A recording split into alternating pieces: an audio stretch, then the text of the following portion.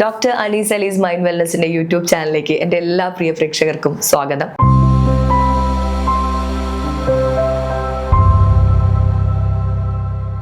നമ്മളെല്ലാവരും ഒരുപാട് പ്രതീക്ഷകളൊക്കെ ആയിട്ട് 2025 എത്തിയിരിക്കുകയാണ്.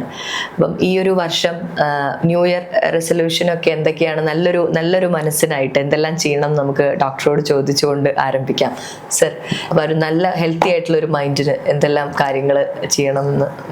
ഏതൊരു കാര്യത്തിനും ഒരു എയിമും ടാർഗറ്റൊക്കെ ഉണ്ടാകുന്നത് വളരെ നല്ലതാണ്. 2025 കടന്നു. കുറേ യാഥാർത്ഥ്യങ്ങൾ നമ്മൾ മനസ്സിലാക്കണം. കുറേ യാഥാർത്ഥ്യങ്ങളോട് നമ്മൾ പൊരുത്തപ്പെട്ട് മുന്നോട്ട് പോകണം. ചിലതിനൊന്നും നമുക്ക് തടയാൻ സാധിക്കില്ല. നമ്മളുടെ ഏജും ഒക്കെ കൂടിക്കൊണ്ടിരിക്കുകയാണ്. അതനുസരിച്ചുള്ളൊരു മെച്യൂരിറ്റി അല്ലെങ്കിൽ മറ്റൊരു തലത്തിലേക്ക് നമ്മൾ കടക്കുകയാണ്. അതിൻ്റെ ഉത്തരവാദിത്വ ബോധ്യങ്ങൾ നമുക്കുണ്ടായിരിക്കണം. കാരണം നമ്മൾ ഓരോ വർഷം തോറും നമ്മൾ മേലോട്ട് പോകുന്നിടത്തോളം നമ്മൾ റെസ്പോൺസിബിലിറ്റി കൂടി വരികയാണ്. അപ്പോൾ അതിൻ്റേതായ സീരിയസ്നെസ്സിൽ നമ്മൾ കാര്യങ്ങൾ ഏറ്റെടുത്ത് ടാർഗറ്റ് അച്ചീവ് ചെയ്യാൻ വേണ്ടി പോവുകയാണെങ്കിൽ നമുക്ക് തീർച്ചയായിട്ടും ഒരു പരിധിവരെ നമുക്ക് എത്തിപ്പെടാൻ പറ്റും. എല്ലാം നമ്മൾ വിചാരിച്ച പോലെ നടക്കാൻ സാധിച്ചില്ലെങ്കിലും ആയോടത്തോളം ആയി എന്നുള്ള രീതിയിൽ നമുക്കൊരു പോസിറ്റീവായി ചിന്തിക്കാം.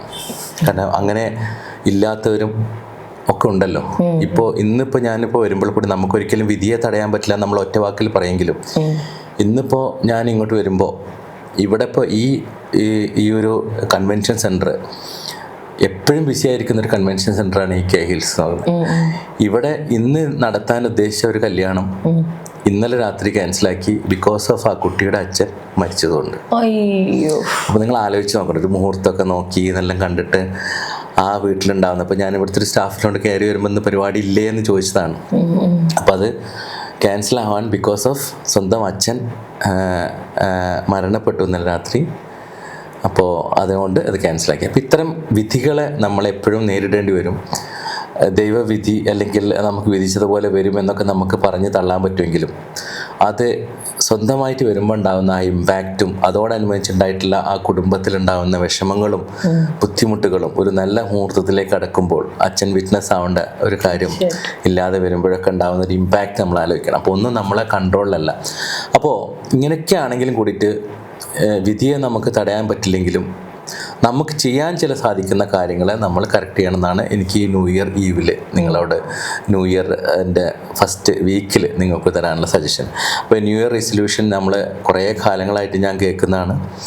എല്ലാ വർഷവും നമ്മൾ പുതിയ പുതിയ പ്രതിജ്ഞകൾ എടുക്കും. ചിലതൊന്നും നമുക്ക് അത് മനസ്സിൽ തട്ടാതെ വെറുതെ ഒരു പ്രഹസനം എന്നോണം അങ്ങ് ആളുകളെ മുമ്പിൽ ഒരു ആളാവാനോ അല്ലെങ്കിൽ എന്തെങ്കിലും ന്യൂസ് കിട്ടാനോ ഒക്കെ വേണ്ടിയിട്ട് അങ്ങ് പറയുന്ന ആളുകളുണ്ട്. അതിലല്ല കാര്യം. നമ്മളെ കാര്യങ്ങൾ സെൽഫായിട്ട് നമ്മളൊന്ന് ഇവാലുവേറ്റ് ചെയ്തിട്ട് നമുക്ക് സാധിക്കുന്ന കാര്യങ്ങൾ ഏറ്റെടുത്ത കാര്യങ്ങൾ നടപ്പിൽ വരുത്താൻ ശ്രമിക്കുക എന്നുള്ളതാണ് നമ്മളുടെ വിജയം. അപ്പോൾ ന്യൂ ഇയർ റെസൊല്യൂഷനിൽ സാധാരണ എടുക്കുന്ന ഒരു പ്രോമിസാണ്, മദ്യപിക്കുന്ന ആളുകളാണെങ്കിൽ മദ്യം ഇന്ന് മുതൽ നിർത്തി. അതുപോലെ ഭക്ഷണ ശൈലിയിലൊക്കെ ചില മാറ്റങ്ങൾ വരുത്താൻ ചില ആൾക്കാർ ശ്രമിക്കും. പക്ഷേ ഇതൊക്കെ മാറ്റം വരുത്താൻ അവർ ശ്രമം തുടങ്ങിയതിൻ്റെ ഒരു കാരണം അവർക്ക് എന്തെങ്കിലും ഫിസിക്കൽ കണ്ടീഷൻസിൽ എന്തെങ്കിലും മോശം അവസ്ഥയോ എന്തെങ്കിലും പ്രയാസങ്ങൾ കണ്ടിട്ടുണ്ടാവും. എന്തെങ്കിലും ഡോക്ടേഴ്സിൻ്റെ എന്തെങ്കിലും അഡ്വൈസ് എന്തെങ്കിലും കേട്ടിട്ടുണ്ടാവും.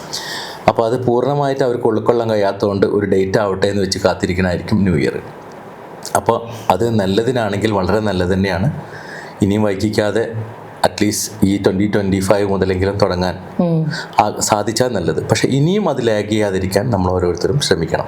അപ്പോൾ ആ പറയുന്ന കാര്യങ്ങളോട് ഡെപ്ത് ഉണ്ടായി അത് ശരിക്കും മനസ്സിൽ തട്ടിക്കൊണ്ട് ചെയ്യാൻ പറ്റുന്ന കാര്യങ്ങൾ ഏറ്റെടുക്കുകയും ചെയ്യാം. ഇപ്പോൾ ഈ മദ്യം നിർത്തുന്ന കാര്യത്തിനെ പറ്റി തന്നെ പറയാം. ആദ്യം നമുക്ക് മദ്യം നിർത്തുന്ന കാര്യങ്ങൾ നമുക്കറിയാം. എല്ലാ മതങ്ങളിലും ഈ മദ്യത്തിനെ അത്രയും പ്രോത്സാഹിപ്പിച്ചിട്ടൊന്നും ഒരു മതത്തിലുള്ളതായിട്ട് എനിക്ക് അറിവില്ല. അപ്പോൾ എല്ലാ മതങ്ങളിലും വ്രതങ്ങളുണ്ട്. മുസ്ലിംസ് ആണെങ്കിൽ ഒരു മന്ത് നിർബന്ധമായിട്ടുള്ള നോമ്പ് ഇനിയിപ്പോൾ വരാനിരിക്കുന്നു മാർച്ച് മാസത്തോട് കൂടിയിട്ട്.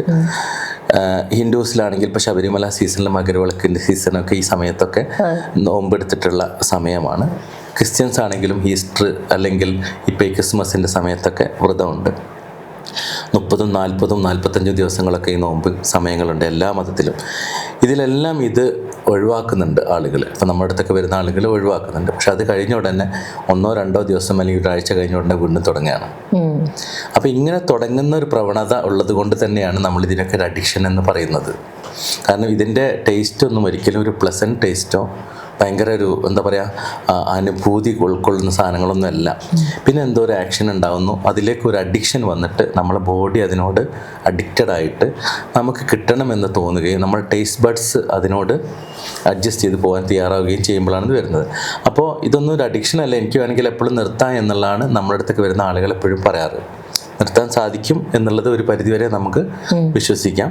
പക്ഷെ ആ നിർത്താൻ സാധിച്ചതിനെ അത് സസ്റ്റെയിൻ ചെയ്ത് നിൽക്കാൻ, കുറച്ച് കാലങ്ങൾ പിടിച്ചു നിൽക്കാൻ സാധിച്ചെങ്കിൽ മാത്രമേ നമ്മൾ അതിന് വിമുക്തയായി അല്ലെങ്കിൽ വിമുക്തനായി എന്ന് പറയാൻ പറ്റുള്ളൂ. കുറച്ച് കാലം അല്ലാതെ നമ്മളൊരു മാസം നിർത്തി വീണ്ടും അതിലേക്ക് തന്നെ പോവുക എന്ന് പറഞ്ഞ പ്രവണത ഉണ്ടാകാൻ പാടില്ല. പ്രത്യേകിച്ച് അതോടനുബന്ധിച്ചുള്ള ഫിസിക്കൽ കണ്ടീഷൻസും തുടങ്ങിക്കഴിഞ്ഞാൽ ബോഡിയിലൊക്കെ സിറോസിസ് ഓഫ് ലിവർ, അത് ആൽക്കഹോളിക്കിലും വരാം, നോൺ ആൽക്കഹോളിക്കിലും വരാം. പക്ഷെ കൂടുതൽ പ്രവണത ആൽക്കഹോളിക്സിലാണ്. അപ്പോൾ അതൊക്കെ വന്നു കഴിഞ്ഞാൽ നമ്മൾ വീട്ടിലൊക്കെ ചെതല് പിടിക്കണ മാതിരിയാണ്. വന്നു കഴിഞ്ഞാൽ പിന്നെ പടർന്ന് കാർന്ന് നിന്നുകൊണ്ടിരിക്കും. പിന്നെ ഒറ്റ പോക്കാണ്. അതെല്ലാവർക്കും ഒരേമാതിരി ഡെവലപ്പ് ചെയ്തോളണമെന്നില്ല. അപ്പം ഞാൻ 10 കൊല്ലമായിട്ട് ഇത് ഉപയോഗിക്കുന്ന ആളാണെങ്കിലും എനിക്ക് ഡെവലപ്പ് ചെയ്തില്ലെങ്കിൽ അത് റീസണാക്കി എനിക്ക് പറയാൻ പറ്റില്ല. പക്ഷേ രശ്മിക്ക് ചിലപ്പോൾ 2 വർഷത്തിനുള്ളിൽ തന്നെ ചിലപ്പോൾ അത്തരം കാര്യങ്ങൾ ഡെവലപ്പ് ചെയ്ത് വരാം. കാരണം എൻ്റെയും നിങ്ങളെയും ബോഡി 2 നേച്ചറിലാണ് സൃഷ്ടിച്ചിരിക്കുന്നത്. അപ്പോൾ ഒരാളെയും നമുക്ക് റോൾ മോഡലായി കാണിച്ച് അപ്പുറത്തുള്ള ചേട്ടൻ 70 കൊല്ലമായി 50 കൊല്ലമായി അയാൾക്കൊരു പ്രശ്നമില്ലല്ലോ, ഇതൊന്നും കഴിക്കാത്ത ഇപ്പുറത്ത് വെജിറ്റേറിയനായിട്ടും ഒന്നും കഴിക്കാതിരുന്ന ആൾ 50ാമത്തെ വയസ്സിൽ മരിച്ചു എന്ന് പറഞ്ഞു കഴിഞ്ഞാൽ അത് ഇതായിട്ട് കൂട്ടി കഴിക്കാൻ പാടില്ല. അതിനൊക്കെ വേറെയും പല റീസൺസും ഉണ്ടാവും. അത് നമ്മൾ അതിൻ്റെ അടുത്തേക്ക് പോകുമ്പോഴേ നമുക്ക് റിയലൈസ് ചെയ്യാൻ പറ്റുള്ളൂ. അപ്പോൾ ഒന്ന് മദ്യവർജനം നമ്മൾ സാധാരണ ന്യൂ ഇയർ റെസൊല്യൂഷനായിട്ട് എടുക്കുന്നതാണ്. അത് എടുക്കാൻ സാധിച്ചാൽ നല്ലത്. അതുപോലെ തന്നെ നമ്മളെ ഭക്ഷ്യ സാധനങ്ങൾക്കും ഒരു ക്രമമൊക്കെ വരുത്തി എന്ത് സൽക്കാരങ്ങളും കല്യാണങ്ങളൊക്കെ കിട്ടിക്കഴിഞ്ഞാലും നമ്മുടെ ഡയറ്റ്, നമ്മളെ ഫിസിക്കൽ കണ്ടീഷൻ നോക്കിയിട്ട് അതിന് റെസ്ട്രിക്റ്റഡ് ആയിട്ട് വല്ല ഡോക്ടേഴ്സും പറഞ്ഞിട്ടുണ്ടെങ്കിൽ അത് കീപ്പ് ചെയ്തുകൊണ്ട് പോകാൻ വേണ്ടിയിട്ട് ഒരു റെസൊല്യൂഷൻ എടുക്കുക. അതുപോലെ വ്യായാമങ്ങൾ ഇപ്പോൾ അറിയാം, നമുക്കൊക്കെ എല്ലായിടത്തും പ്രാബല്യമായിട്ടുള്ള മാക്സ് 7 എന്നൊക്കെ പറഞ്ഞിട്ട് എല്ലാ നാട്ടിലും മുക്കിലൊക്കെ എല്ലാവരും കാണുന്നു, ആണുങ്ങളും പെണ്ണുങ്ങളൊക്കെ. അറ്റ്ലീസ്റ്റ് അതിൻ്റെ തൊണ്ട് എത്രത്തോളം ഗുണം കിട്ടുമെന്ന് എനിക്ക് അറിയത്തില്ല. പക്ഷേ ഓരോരുത്തർക്കും ഇൻഡിവിജ്വലായിട്ട് ചെയ്യാൻ പറ്റുന്ന എത്രത്തോളം വ്യായാമങ്ങളാണോ അതെടുത്ത് നമ്മൾ ഹെൽത്ത് കൂടി സൂക്ഷിക്കുക. ധാരാളം വെള്ളം കുടിക്കുക. വെള്ളം കുടിച്ചാൽ പല അസുഖങ്ങൾക്കും നമുക്ക് ഒരു ശമനം കിട്ടും തന്നെയാണ് പറയുന്നത്. കാരണം പല കാര്യങ്ങളും ബോഡിയിലുള്ളത് നമുക്ക് യൂറിനേഷനിലൂടെ അതങ്ങ് പുറത്തോട്ട് പോകുമ്പോൾ നമുക്ക് അൺവാണ്ടഡ് സാധനങ്ങൾ കണ്ടാമിനേറ്റ് ചെയ്ത് കിടക്കുന്നൊരവസ്ഥ ഉണ്ടാവില്ല. വെള്ളം ധാരാളം കുടിക്കാതെ ക്ഷീണത്തിനും മറ്റു കാര്യങ്ങൾക്കൊക്കെ ഉപകരിക്കും. അതുപോലെ നമുക്ക് വേണ്ടിയിട്ട് കുറച്ച് സമയം കണ്ടെത്തുക ലൈഫിൽ. എല്ലാവർക്കും വേണ്ടിയിട്ട് നമ്മൾ ഓടി നടക്കും, ബിസിയാണ്. നമ്മളെ ബിസി തീർന്നിട്ടുള്ളൊരു കാലഘട്ടം ഉണ്ടാവില്ല. അപ്പോൾ ഞാനൊക്കെ ഇപ്പോൾ എപ്പോഴും ആലോചിക്കുന്നതാണ്, ഓരോ ദിവസവും എന്തെങ്കിലും എൻഗേജ്മെൻറ്റ്സും കാര്യങ്ങളും ഉണ്ടാവും. അതൊക്കെ അതങ്ങനെ തന്നെ നടക്കട്ടെ. വർക്ക് ഹോളിക് ആയിട്ടുള്ള ആളുകൾക്ക് ചിലപ്പോൾ അങ്ങനെ നിൽക്കാൻ കഴിയുള്ളൂ. പക്ഷേ എന്നിരുന്നാലും ഞാനിപ്പോൾ എൻ്റെ സ്റ്റാഫിൻ്റെ അടുത്തുമൊക്കെ ഞാൻ പറയാറുണ്ട്, നമ്മൾ മുന്നേ കൂട്ടി നമ്മളെ മനസ്സിൽ മൈൻഡ് സെറ്റ് അങ്ങനെ ഒരു കാര്യം പ്ലാൻ ചെയ്തിട്ടുണ്ടെങ്കിൽ നമുക്ക് വേണമെങ്കിൽ നടപ്പിലെടുത്താൻ കഴിയും. ഇപ്പം ഇന്ന് നമുക്ക് ഭയങ്കര ബിസി ഷെഡ്യൂളാണെങ്കിലും ചില കാര്യങ്ങളൊക്കെ നമുക്ക് അതൊന്ന് ടൈം ഷെഡ്യൂൾ ചെയ്ത് ഒന്ന് അങ്ങോട്ടും ഇങ്ങോട്ടും ഒന്ന് ട്രിം ചെയ്ത് കഴിഞ്ഞാൽ നമുക്ക് എന്ത് ചെയ്യാം, നമുക്കത് കാര്യങ്ങൾ ശരിയാക്കി എടുക്കാൻ പറ്റും. ഒട്ടും നമുക്ക് ശരിയാവില്ല തോന്നുന്ന കാര്യങ്ങൾ, വളരെ ഡിസ്റ്റൻസിലൊക്കെ ഉള്ള കാര്യങ്ങൾ ചിലപ്പോൾ എനിക്ക് എത്തിപ്പെടാൻ പറ്റിയില്ല വരും. അപ്പോൾ പിന്നെ നമ്മളത് ഏറ്റെടുക്കില്ല. പക്ഷെ ചെയ്യാൻ പറ്റുന്ന ചില കാര്യങ്ങൾ, അപ്പോൾ അങ്ങനെയുള്ളൊരു പോസിറ്റീവ് മൈൻഡോട് എടുത്തു കഴിഞ്ഞാൽ നമുക്ക് ചില കാര്യങ്ങളൊക്കെ നമ്മളെ കാര്യത്തിന് സമയം സ്പെൻഡ് ചെയ്യാൻ പറ്റും. കുടുംബത്തോടൊപ്പം കുറച്ച് സമയം സ്പെൻഡ് ചെയ്ത്, കുട്ടികളോടൊപ്പം കുറച്ച് സമയം സ്പെൻഡ് ചെയ്ത്, അതിലൂടെയൊക്കെ നമ്മളൊരു അനുഭൂതി നമ്മളെ ബ്രെയിൻ സെൽസിനും മറ്റും ഒരു സന്തോഷം ഉണ്ടാക്കുന്ന രീതിയിലുള്ള പ്രവൃത്തികളിൽ കൂടി ഏർപ്പെട്ട് കഴിഞ്ഞാൽ നമുക്ക് നല്ലൊരു റിലാക്സേഷൻ, ഈ വർക്ക് ലോഡിൽ നിന്ന്, സ്ട്രെയിനിൽ നിന്ന് നമുക്ക് കുറേ മാറ്റങ്ങൾ സംഭവിക്കും. അതുപോലെ ഉറക്കം വളരെ കൃത്യമായിട്ട് നമ്മൾ പറഞ്ഞാൽ ഒരു 8 മണിക്കൂറെങ്കിലും ഉറക്കം കിട്ടണമെന്നാണ് പറയാറ്. അറ്റ്ലീസ്റ്റ് 7 hours ഉറക്കം കിട്ടാൻ നമ്മൾ കീപ്പ് ചെയ്യണം. അത് ബ്രെയിനിന് വേണ്ട വളരെ നെസസറി ആയിട്ടുള്ള ഒരു റെസ്റ്റ് തന്നെയാണ്. ആ റെസ്റ്റ് നമ്മൾ കൊടുത്തേ പറ്റൂ. അതിന് സമയം കണ്ടെത്തണം. എത്ര ബിസി ആണെങ്കിലും, ഈവൻ ഇപ്പോൾ ഒറ്റ സ്ട്രെച്ചിൽ നടക്കുന്നില്ലെങ്കിൽ അതൊരു ഡിവൈഡഡ് ഫോമിലാണെങ്കിൽ കൂടി നമുക്ക് കുറച്ച് സമയം അതിന് ചിലവഴിക്കണം, അല്ലെങ്കിൽ ബ്രെയിനിൻ്റെ വർക്കുകൾ പ്രോപ്പർ അല്ലാതെ വരും. അപ്പോൾ അതുപോലെ നമ്മൾ ഈ സോഷ്യൽ മീഡിയ അഡിക്ഷൻ, അതുപോലെ ഫോൺ അഡിക്ഷൻസ്, ഇതൊക്കെ നമ്മൾ പറയുമ്പോൾ നമുക്ക് നിസ്സാരമാക്കിയെടുത്താലും അതിനോടൊരു അഡിക്ഷനായിട്ട് അത് മാത്രം ഡിപ്പെൻഡൻ്റ് ആവുന്ന ഒരവസ്ഥ ഉണ്ടാകാൻ പാടില്ല. ചെറിയ ചെറിയ കാര്യങ്ങൾ കൂടി നമ്മളിപ്പോൾ മൊബൈലിനെയും മറ്റു കാര്യങ്ങളും ആശ്രയിക്കുന്നതാണ്. ഒരു നമ്പർ പോലും, നമ്മുടെ അടുത്ത കുടുംബത്തിൻ്റെ ഒരു നമ്പർ പോലും നമുക്ക് മെമ്മറിയിൽ വെക്കാൻ പറ്റുന്നില്ല ഒരു കാലഘട്ടമാണ്. ഇപ്പം എൻ്റെ ഹോസ്പിറ്റലൊക്കെ ഉള്ള ഒരു അക്കൗണ്ടൻറ്റ് നല്ല എഫിഷ്യൻ്റ് ആയിട്ടുള്ള ആളാണെങ്കിലും ഒരു ചെറിയൊരു കണക്ക് പറയുമ്പോഴും ഒരു 1000 രൂപ പിന്നെ ഒരു 500 രൂപ എന്ന് പറയുമ്പോഴത്തേന് മൊബൈൽ എടുക്കുകയോ കാൽക്കുലേറ്റർ എടുക്കുകയോ ചെയ്യുന്ന അവസ്ഥയാണ്. ബ്രെയിൻ ഒട്ടും ശ്രമിക്കുന്നില്ല. ഞാൻ ആ സ്റ്റാഫിനോടൊക്കെ ഞാൻ പറയും, ഞാനൊരു ഡോക്ടറാണ്, എനിക്ക് മാത്തമാറ്റിക്സ് വലിയ വേണ്ടത്ര അറിവില്ലാത്തത് കൊണ്ടോ അല്ലെങ്കിൽ അത് പഠിക്കാൻ താല്പര്യമില്ലാത്തത് കൊണ്ടോ ഒക്കെ ആയിരിക്കാം ഒരു പക്ഷേ ഞാനൊരു ഡോക്ടർ മേഖലയിലേക്ക് വന്ന്. എന്നിരുന്നാൽ പോലും ഞാൻ ഈ പറഞ്ഞ കാര്യങ്ങളൊക്കെ എൻ്റെ മനസ്സിൽ ഞാൻ കണക്ക് കൂട്ടുന്നുണ്ട്. അതിൽ വളരെ വിദഗ്ധരൊന്നും അല്ലാതിരുന്നിട്ട് പോലും നിങ്ങൾ ഈ ബികോമും എംകോമും കഴിഞ്ഞ ആൾക്കാരാണ്, എസ്പെഷ്യലി അക്കൗണ്ട്സ് മാത്രം കൈകാര്യം ചെയ്ത ആൾക്കാരാണ്.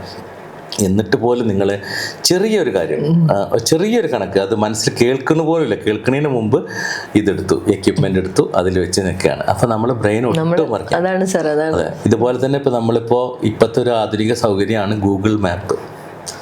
ഗൂഗിൾ നമുക്ക് പലതിനും സെർച്ച് ചെയ്യാനൊക്കെ ഉപയോഗിക്കാറുണ്ട്. ഗൂഗിൾ മാപ്പിലൊക്കെ നമ്മൾ എവിടെ പോവുകയാണെങ്കിലും ഇപ്പോൾ ഗൂഗിൾ മാപ്പ് ഇട്ട് പോവാണ്. പക്ഷെ ചില സ്ഥലങ്ങളിലൊക്കെ ചെന്ന് പെടാറുണ്ട്, അവിടെ ചിലപ്പോൾ റോഡ് തന്നെ ഉണ്ടാവില്ല. അപ്പോൾ ഒരു ഓറിയന്റേഷൻ നമുക്ക് ഓവറോൾ ഒരു ഐഡിയ ഉണ്ടായിരിക്കണം. ഇപ്പോൾ കോഴിക്കോട് എവിടെയാണ്, ഈ ഏരിയ എവിടെയാണ്, എന്താണെന്നൊരു ഐഡിയ ഉണ്ടാക്കിയിട്ട് ഗൂഗിൾ മാപ്പ് പിന്നെ ഗൈഡ് ചെയ്യാൻ എടുക്കുകയാണെങ്കിലും അറ്റ്ലീസ്റ്റ് നമുക്ക് കുറച്ച് മിസ് ഗൈഡിങ് നമ്മൾ അവോയ്ഡ് ചെയ്യും. അപ്പൊ അതിനെ മാത്രം ഡിപ്പെൻഡന്റ് ആവരുത്. അല്ലെങ്കിൽ അത്രയും അഡ്വാൻസ് ആയിട്ടുള്ള ചില സ്ഥലങ്ങളിലൊക്കെ ഈച്ച് ആൻഡ് എവറി റോഡ്സ് അതിൽ മാപ്ഡ് ആണ്. നമ്മുടെ നാട്ടിലൊന്നും ചില റോഡുകളൊക്കെ ഇപ്പൊ റോഡ് പണി ഇന്ന് തുടങ്ങിയിട്ടുണ്ടാവുള്ളൂ, അതിൽ പെട്ടിട്ടുണ്ടാവില്ല. അപ്പൊ ഒരു ഐഡിയ ഇല്ലാതെ അതിലേക്ക് ഇട്ട് പോയിട്ട് അവിടെ ചെല്ലുമ്പോൾ അവിടെ ബ്ലോക്ക് വഴിയില്ല. അതെ, അപ്പൊ അങ്ങനെയുള്ള പ്രശ്നങ്ങളൊക്കെ ഉണ്ടാവും. അപ്പൊ അതൊക്കെ നമ്മൾ എപ്പോഴും ശ്രദ്ധിക്കണം. അപ്പൊ നമ്മൾ ടൈം കാൽക്കുലേറ്റ് ചെയ്ത് അക്യുറേറ്റ് ടൈമൊക്കെ നോക്കി പോകുമ്പോൾ ഒരു സ്ഥല പരിചയമില്ലാത്ത ആളൊക്കെ ആകുമ്പോൾ പലതുണ്ട്. അപ്പോൾ എല്ലാത്തിനും ഡിപ്പെൻഡൻസി ആവരുത്. അപ്പോൾ ഈ ഫോണിൻ്റെയും മറ്റുള്ള കാര്യങ്ങളൊക്കെ അഡിക്ഷൻസ് നമ്മൾ ഒഴിവാക്കണം. ഇപ്പോൾ അടുത്ത ജനുവരി 24, 25 ഞങ്ങളുടെ നാഷണൽ സർവീസ് സ്കീം എന്ന് പറഞ്ഞാൽ നമ്മൾ കോളേജിലൊക്കെ ഉണ്ടാകുന്ന അസോസിയേഷൻ്റെ ഒരു അലൂമിനി, ഞങ്ങളെ ഫറൂഖ് കോളേജിൽ പഠിച്ചപ്പോൾ ഞങ്ങളെ കാലത്ത് പഠിച്ച കുട്ടികളുടെ അലൂമിനി FSS എന്ന് പറഞ്ഞിട്ട്, founder for social service scheme എന്ന് പറഞ്ഞിട്ട്, ആ സോഷ്യൽ സർവീസ് സൊസൈറ്റിയുടെ ഒരു അതിൻ്റെ ഒരു പ്രസിഡൻ്റാണ് ഞാൻ. അപ്പോൾ അതിൻ്റെ ഒരു ക്യാമ്പ് ഞങ്ങൾ ഈ 24, 25 ഇവിടെ കോഴിക്കോട് എവിടെയെങ്കിലും വെച്ച് നടത്താറ്. ഞങ്ങൾ അധ്യാപകരടക്കം അതിൽ പങ്കെടുത്ത് 10-60 പേരുണ്ട്, പല മേഖലയിൽ പ്രവർത്തിക്കുന്ന ആളാണ്. അപ്പോൾ അതിൽ ഞങ്ങളൊരു ക്യാമ്പ് ആസൂത്രണം ചെയ്തപ്പോൾ തന്നെ ഞങ്ങൾ അതിൽ വെച്ചൊരു നിർബന്ധം എന്താ വെച്ചാൽ, ഒരു സജഷൻ എന്തെന്ന് വെച്ച് കഴിഞ്ഞാൽ, ഒരു മേജറായിട്ട് ഞങ്ങൾക്ക് കുറച്ച് കാര്യങ്ങൾ ഡിസ്കസ് ചെയ്യേണ്ടതുണ്ട്. മറ്റുള്ള കുറച്ച് എൻ്റർടൈൻമെൻറ്റ്സും കാര്യങ്ങളാണ് അതിൽ വല്ലാതെ ബാധിക്കുന്നില്ല. ആ മേജറായിട്ട് ഡിസ്കഷൻ ചെയ്യുന്ന ആ സമയത്ത് നമ്മളെ ഫോൺ ഓഫാക്കി വെക്കണം എന്നാണ് ഒരു സജഷൻ. കാരണം അത് വളരെ വാല്യുബിൾ ആയിട്ടുള്ള സജഷനായിട്ട് ഞാൻ കണക്കാക്കണം. ഞാനടക്കം നമ്മളൊക്കെ ഇരിക്കുമ്പോൾ ഫോൺ കോളുകൾ വരികയോ മെസ്സേജ് വരികയോ ചെയ്യുമ്പോൾ നമ്മൾ അതിലേക്ക് ഇൻവോൾവ് ആകുമ്പോൾ പല ഡിസ്കഷൻസും നമ്മൾ പല മേഖലയിൽ നിന്ന് വളരെ സമയം കണ്ടെത്തി എത്തിയവരായിരിക്കും. അപ്പോൾ നമ്മൾ ഡൈവേർട്ട് ചെയ്തു പോകും. ഞാനൊന്ന് അവിടുന്ന് എണീറ്റ് പോകും. ഞാൻ ചിലപ്പോൾ അതിൻ്റെ ഒരു ഡിസിഷൻ മേക്കറിൽ പെട്ട ഒരാളാണെങ്കിൽ ഞാൻ തിരിച്ചു വരുന്നവരെ മറ്റുള്ളവരെല്ലാവരും നോക്കി നിൽക്കണം. ഞാൻ അത്ര ബോധവാനായിക്കോളുന്നില്ല, മറ്റുള്ളവർക്ക് അത് ശരിക്കും ഇങ്ങനെ അലോസരപ്പെടുത്തുകയാണ് ചെയ്യുന്നത്. ഇപ്പം ഇത്തരം കാര്യങ്ങൾ നമ്മൾ ഒഴിവാക്കി കഴിഞ്ഞാൽ എല്ലാവർക്കും അതിൻ്റെ ഗുണവശങ്ങൾ കിട്ടും. അതനുസരിച്ചിട്ട് തന്നെ മുന്നോട്ട് പോകണം. അപ്പോൾ സമയത്തിന് നമ്മൾ വളരെയധികം ഇമ്പോർട്ടൻസും വാല്യൂം കൊടുക്കണം. അതുകൊണ്ട് തന്നെ ഈ ന്യൂ ഇയറിൽ അത്തരത്തിലുള്ള ഡിസിഷൻസും, ഒരു അഡിക്ഷൻ, അത് ലഹരി ആയിക്കോട്ടെ, ഫോണായിക്കോട്ടെ, ഭക്ഷണമായിക്കോട്ടെ, എന്താണെങ്കിലും അതും അവോയ്ഡ് ചെയ്യുക. റെഗുലറായിട്ടുള്ള വ്യായാമമൊക്കെ ചെയ്ത് നമ്മളൊരു നല്ല മനസ്സിനുടമയായി മാനസിക ആരോഗ്യം നിലനിർത്തിക്കൊണ്ട് ഒരു സന്തോഷപ്രദമായിട്ടുള്ള ഒരു ജീവിതം ഉണ്ടാവട്ടെ എന്ന് ഞാനും ആഗ്രഹിക്കുന്നു. തീർച്ചയായിട്ടും സാറ് പറഞ്ഞതുപോലെ നല്ല വ്യായാമം, നല്ല ഭക്ഷണം, നല്ല ഉറക്കം, അങ്ങനെയൊക്കെ ചെയ്താൽ നല്ല മനസ്സ് ശീലങ്ങളൊക്കെ ഉണ്ടെങ്കിൽ അതൊക്കെ മാറ്റിവെച്ച് നല്ല മനസ്സിന് ഉടമകളായിട്ട് നമുക്ക് മുന്നോട്ട് പോവാം. 2025 ഈ ഒരു എപ്പിസോഡ് ഇവിടെ പൂർണ്ണമാവുകയാണ്. നമുക്ക് അടുത്ത എപ്പിസോഡിൽ വീണ്ടും കാണാം. അതുവരെ ബൈ.